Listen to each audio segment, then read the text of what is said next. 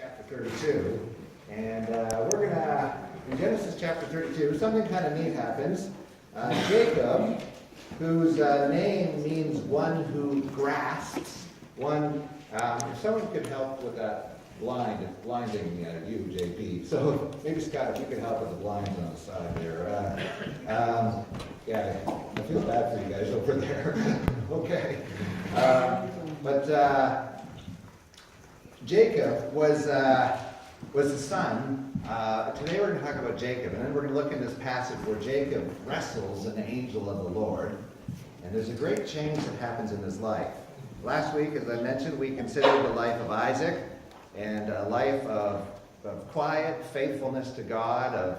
And Isaac spent his entire life in the land that God was promising his descendants. To him he gave this promise, land, seed, which means many descendants, and blessing, a blessing for all nations. How does that blessing for all nations come to pass? It comes to pass in the person of Christ, in whom is the forgiveness of sins for everyone who would humble themselves and confess their sins. That's how all nations have come to be blessed, because of Jesus. But Isaac and Rebekah, they have a son. Isaac married Rebekah, and for 20 years she was unable to have children. And so Isaac prayed for his wife, and she got pregnant. But then, inside the womb, and I've never been pregnant, but inside the womb, something was going on. Something so distressing that mom started praying about it. Because usually, I like to put my hand, not a common practice, but my wife at least, when she was pregnant, you like to put your hand on their belly and feel what's happening, right? I don't recommend it to strangers, but you can feel things, like little hands or feet kicking you. But for Rebekah, there was something abnormal happening. It felt like there was someone inside fighting. And in fact, she prays about it, and because it says the babies were jostling each other. And the Lord actually answered her, and the Lord said, "There's two nations inside your womb, and the one will serve the other," because that was very distressing to her. And then time for the birth came, and Esau. So we know that Rebekah, they had two kids. They had Jacob and Esau. Esau came out first, it says. And it says that he was like a hairy animal. That's what it says. His skin was like a hairy garment, which is a little bit unsettling. But anyways, you love who you get, right? And so, so he comes out, and they name him Red because he's all red and he's hairy. And in those days, it was common to name your child after incidents surrounding a birth.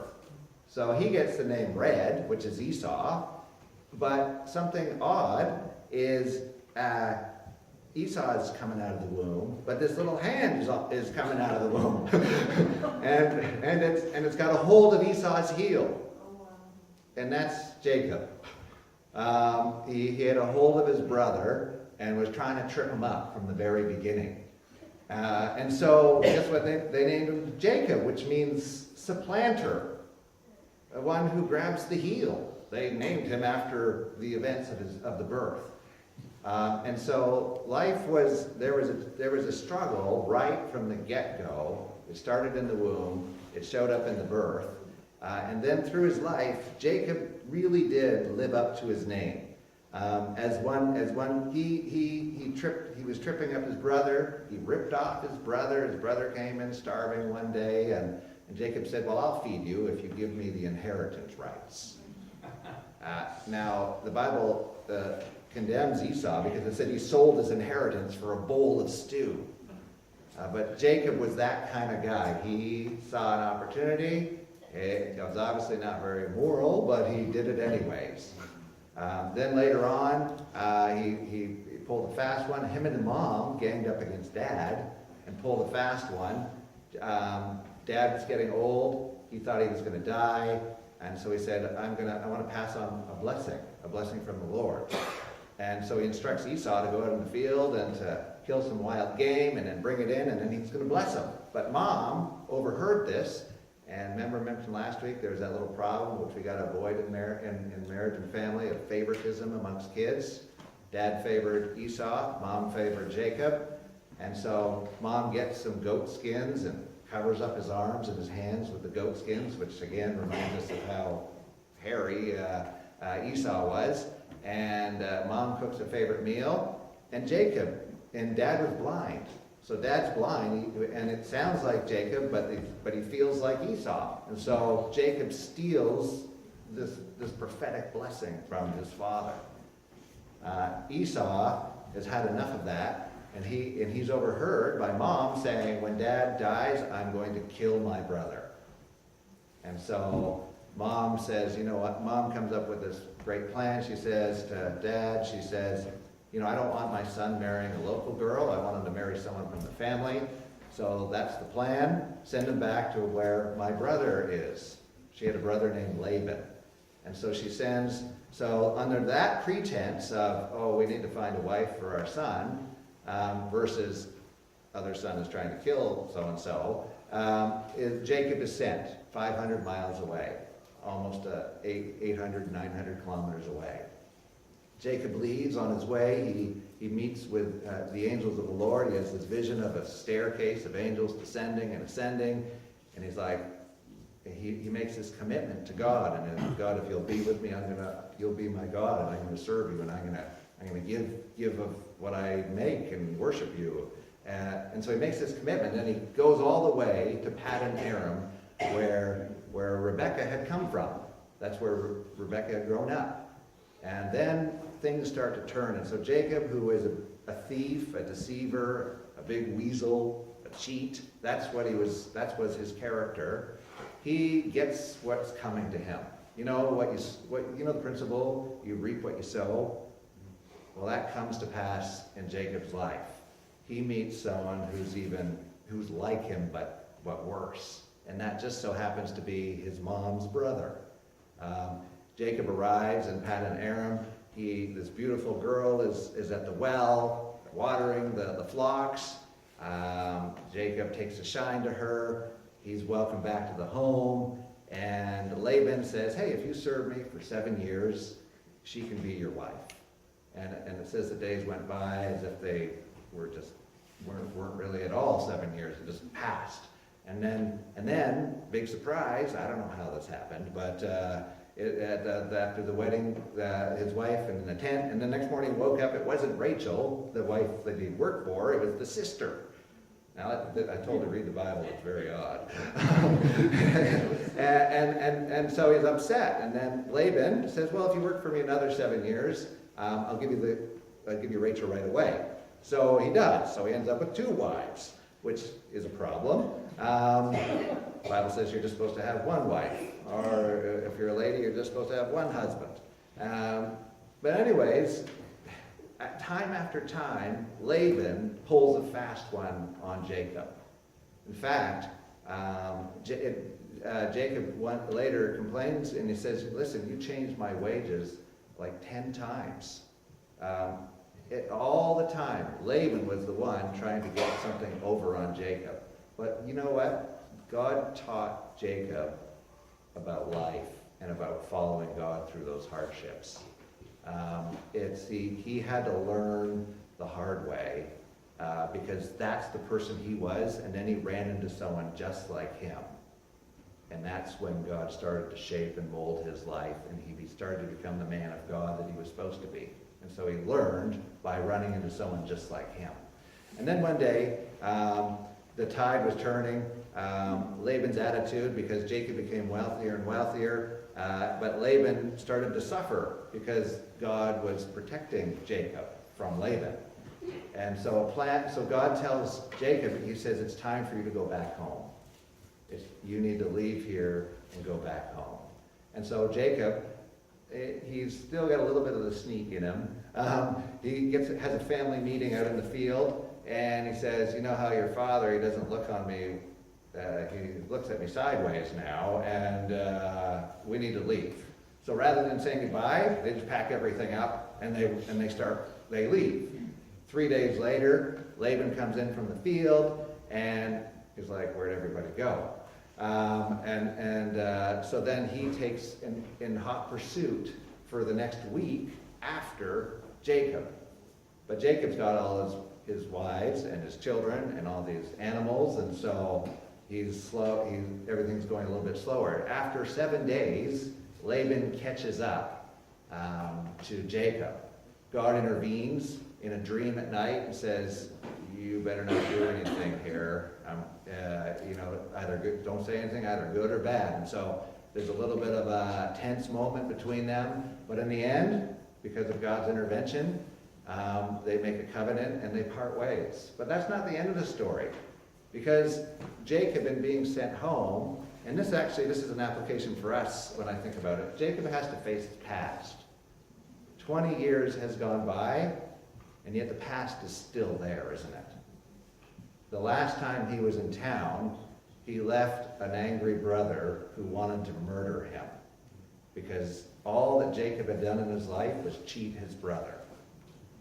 And so Jacob has just escaped one situation, but the water, the pot is still boiling, because he's got to face his past. And when I thought about that point, Jacob facing his past meant he had to face his brother. He had to ask for forgiveness. He had to make restitution. And there's a little side application for us there. Sometimes you and I, we do have to face our past, don't we? And Jacob facing his past was terrifying to him, because his thought was, my brother may still literally want to kill me. And yet God had said, you go back. It's time for you to go back. And so we see God at work, but we also see the very real fear of, there's events in the past that have happened. I don't want to face them, but God has told me to go and face them. And when we think about application, there's some stuff that sometimes that we have to go back and face, and we ask, how am I going to do that? And we do it with God's help. We do it with Christ's help. And if we need to say sorry, we need to say sorry. If we need to make restitution, we need to make restitution. We see that example in this account of Jacob going back. And so in preparing to meet his brother Esau, Jacob, he prayed to God. He sought the face of God, the strength of God. There's this wonderful prayer in chapter 32, verses 9 to 12, where really we see a changed man. He's not the thief and weasel that he used to be. He now cares about other people, where at one point he didn't care about anybody. He had a deep concern for the safety of his wife and his children and all those with him. He's not the same man he was. And when you and I think about the passage of time, sometimes you might bump into someone, and at one particular point in their life when you meet them, they're not a very nice person. And then some time goes by, and maybe God is working in your life, maybe God's been working in their life, and you and I just have the same picture we had of them the last time, don't we? And yet we have to allow for the fact that God is going to be changing us. And at times, if they've come to Christ, they are not the same person they used to be. God has been working changes in their heart. And we see that. We see that in Jacob. He's no longer the same man he used to be.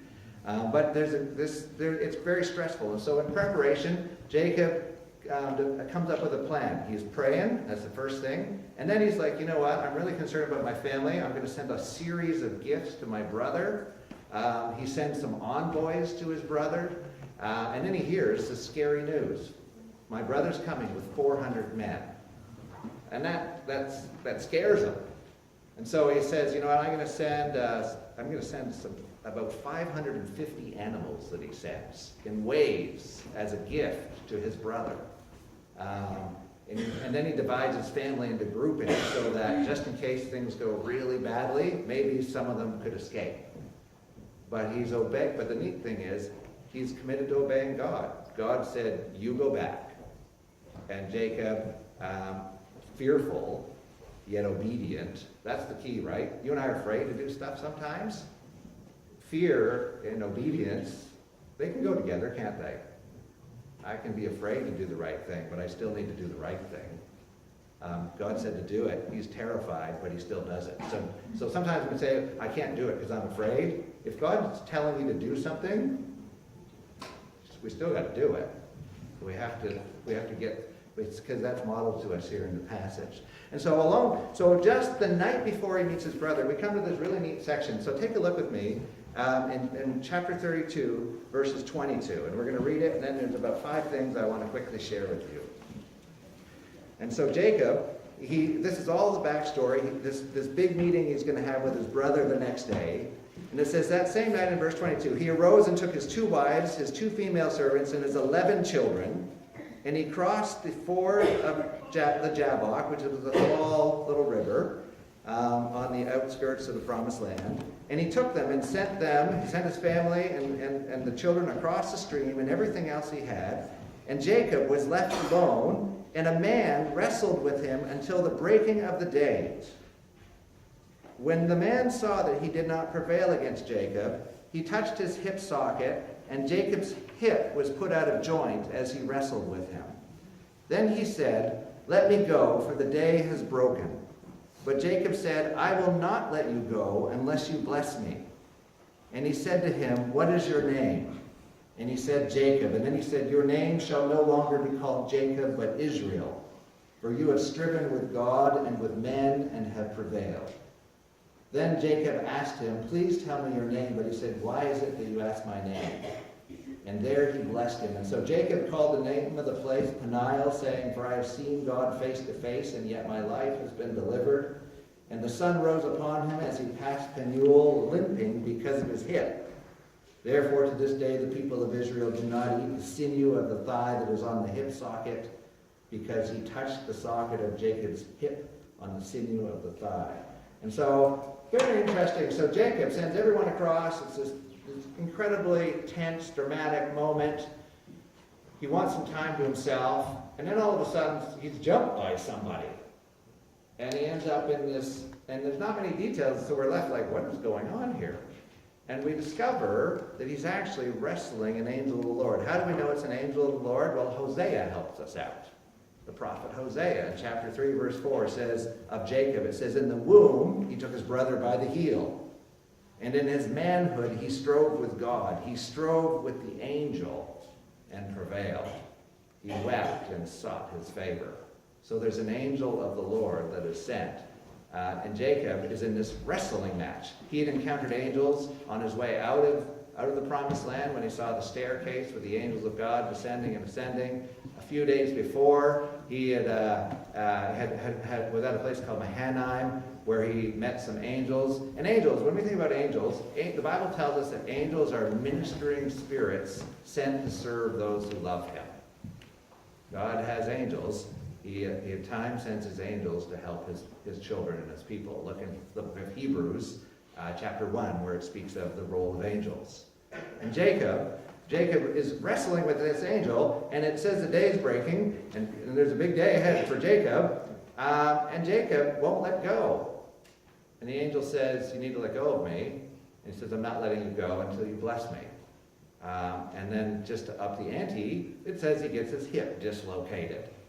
That might be enough for you and I to let go, right? Not for Jacob. Jacob says, "I'm still not letting go.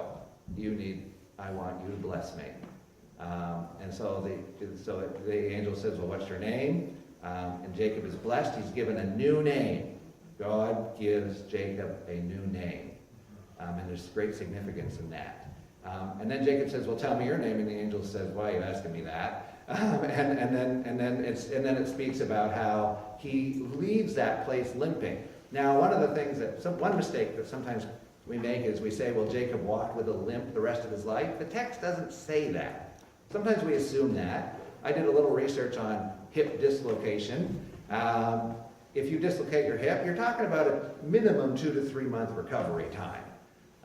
You may feel it in your joint for the rest of your life too, but you might recover and have a pretty decent time. We're not told whether he limped the rest of his life, but we do know that if the Israelites today won't eat that part of an animal, he obviously was talking about it for quite some time, about his encounter with God. And so we have to be careful on how long we say he limped for. But just medically speaking, we know you're in a 2 to 3 month recovery period. But he did leave limping, and he left and that's one of the things I'm going to talk about in a moment. But so this happens, and so we ask the question, well, how does this amazing account, how does it impact in my life? And I got 5 things I just want to share with you. Okay, thank you. The first thing is Jacob wrestles all night. Now I know as a young person, especially boys, we like to wrestle. I don't know how you wrestle all night, because after 5 minutes you're like a sweating mass of exhaustion. And so that's quite a wrestling match that he's involved in. But it says he just won't quit. This guy doesn't know when to stop.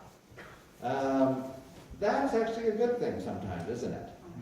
Now so when we think about example, you know what? Sometimes we quit too soon. Sometimes we don't persist long enough. There's other things in our life where we're really stubborn on the wrong things. We know we're not supposed to be doing it. We just won't give it up. That's the wrong kind of persistence. That's the wrong kind of stubborn, and we're going to suffer for that. But when it comes to doing the things of God, there's times when we need the example of Jacob, who was not a quitter, and who said, I'm not letting go. That's the kind of dogged persistence you and I need to have when it comes to the things of God. I will not quit. I will persist. And Jacob models that for us. He's also models for us as a person that wants God's blessing. I'm not letting you go until you bless me. We think about God's blessing, and of course we want it. Who doesn't want God's blessing? But there's a requirement on our part, a heart that's committed to Him, being obedient to God. You see, Jacob did that, didn't he? God said, go back. Jacob says, I'm really scared, but I'm going to go back. And Jacob went back and he says, you know what, Lord, I've committed my life to you. I need your help. He's praying for the help of God. He's seeking the face of God. You and I think, how do we receive the blessing of God? Obedience is key to it, isn't it? God blesses those who are obedient. He blesses us when we're given to worship, when we're given to thankfulness to God for what He's doing in our life, and when we're committing our way to Him. But we need the same heart. He wanted God's blessing, and he received God's blessing. He also entered, this is kind of neat, I was thinking about this last night. He entered the promised land as a new man with a new name. When he left, he was not a person you and I would be like, hey, I'm going to trust that guy with my social insurance number. Right? Because he would rip you off. Right? That's who he was. You wouldn't leave him your bag because because his character was despicable. And yet, God found him. God brought him into relationship with him. And he spent 20 years being ripped off to learn what it's like to be ripped off. And then he learned to trust God. And when he comes back, he's not the same guy he was. And so on the doorstep of re-entering the land that God was promising, God says, I have a new name for you because you're not the same person anymore. Now I find that there's some symbolism in there, isn't it? On the verge of entering the promised land, a new man, a new name. You and I, when we think about heaven, you don't get to heaven just as you are. You get to heaven in Christ. Become a new creature in Christ. And then the Bible also speaks about giving us a new name. It's very interesting. Jesus says in Revelation, he who overcomes, I will make him a pillar in the temple of my God, and he shall go out no more. I will write on him the name of my God and the name of the city of my God, the new Jerusalem, which comes down out of heaven from my God, and I will write on him my new name. Those are the words of Christ in Revelation chapter 3, about a new name given to those who persevere and who are in Christ. And it's kind of neat that Jacob gets a new name. Now what's interesting about Jacob's name is it's actually a contraction of two different things. One, it's Israel becomes his name. He's the father of Israel. The first part is actually an English transliteration of the word Sarah, S-A-R-A-H. That's just an English transliteration. But it means to contend. Literally, it means to be contentious, to be contending. And then the last part is El, which is a short form for God. And so it means, he's given a new name which reflects his entire life. He's been contending. God says, the angel Lord says, you've been at odds with men and with God, and you've prevailed. And so Israel means the Lord contends. Or it can also mean contending with God. And so that becomes the literal meaning of his new name as one who has wrestled with God and with man and has overcome. And it was quite a journey for him to get there, to get that new name. And so I find that just kind of neat about the name that's given to him. But then, number 4, number 5, when we think about this passage as a whole, Jacob's life was a circus of one story of trouble after another. I mean, we already said it. He's fighting with his brother in the womb. Mom was praying about what's happening to me. He's born. He's not born. He's born grabbing his brother's heel on the way out. Then he's ripping his brother off. Then he's meeting with God and these angels of the Lord, and he's got an uncle who's cheating him left and right. And then he's coming back, and then he's got this encounter with his brother, and it doesn't stop there. If you read the chapters this week, his life doesn't ever slow down, ever. It's one struggle after another, after another, after another. There's nothing easy about his life, ever. And then you and I think, well, does that intersect with me? Of course it does. Because you and I, sometimes we look at life and you're like, my life is a struggle. It's hard. I don't know if I can go on. Like, where's God in all of this? And we wrestle with these questions. Well, we look at the life of Jacob and we see an example for us. He struggled with everybody. He struggled with God. And yet what did he do? He became a man of God. He became a man of faith. He became a man of trust. He became a man who depended upon God. That's how he prevailed, despite all the issues of his life. Jesus says to us, in this life you will have trouble, but take heart, I have overcome the world. Jacob was holding on to God's promises, and he was walking by faith. And you and I, we look at our life, trouble will come. That's our experience. Hopefully not as much trouble as Jacob experienced, but it will come. He struggled with everyone and everybody. That was his life, and yet he distinguished himself as a person who said, you know what? Now I've come to know God. I'm going to keep on walking with him. I will not let go. I'm going to persist. I want God's blessing. It didn't take away the trouble, but he had his faith and he had God. And then the last thing is, and this is a way bigger point than we have time for, and I apologize for any brevity. Jacob receives this injury. He gets a dislocated hip. He leaves the place limping. And when we think about disability, we think about injury, we think about loss, we get a lot of different ideas about it. This passage actually makes us think about loss and injury and disability. It makes us it tells us you need to rethink some of this. Was a dislocated hip because God was upset with him? No. It was actually, part of it is a test. He's not letting go. He gets a dislocated hip. Is he going to let go? No. He doesn't let go. Dislocated hip or not. So it's actually, in some way, the dislocation was a test to see how persistent is Jacob going to be. He passes that test. It's also, when we reframe it, it's a gift.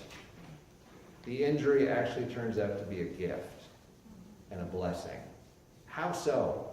Remember the context we're in? Jacob's brother Esau is coming with 400 men. Jacob has no idea what the mood of his brother is. Really. Maybe he's coming to slaughter him in revenge. He doesn't know. Now imagine the next day. Maybe if Esau is angry, what you're going to think when your brother comes hobbling over the hill. It's going to change your mind a little bit. It's one thing to see someone striding over the hill thinking they're the king of the hill, and you're like, this guy's a jerk, and he's still a jerk. Or you're like, what happened to my brother? And why is he limping? That limp was actually God's blessing. We're not told what effect it had on Esau. All I know is that the text tells us he left the place limping. He enters into the promised land, a new man with a new name. And the limp is not God's curse. It's not God's judgment. It was a test, but it's also a blessing and a gift from God. You and I, we have to rethink when things go in our life, when we're losing ability, when things happen. Often we think, God's against me. God hates me. We don't sometimes think about maybe this is a gift in a weird sort of way. That's what we don't think, which the Bible says, just think about hardship and struggle. Just try to think about it. Maybe God is doing something in your life, that to work in your life, to draw you closer to Him, to make you more dependent upon Him, to shave off the stuff that shouldn't be there so that you're fit for heaven and you're fit for meeting Christ. And maybe God's protecting you from stuff you don't see the dangers that God sees if you keep on this path. But maybe God's going to slow you down a little bit so you learn to walk more with God, and it's not about you and it's about Him.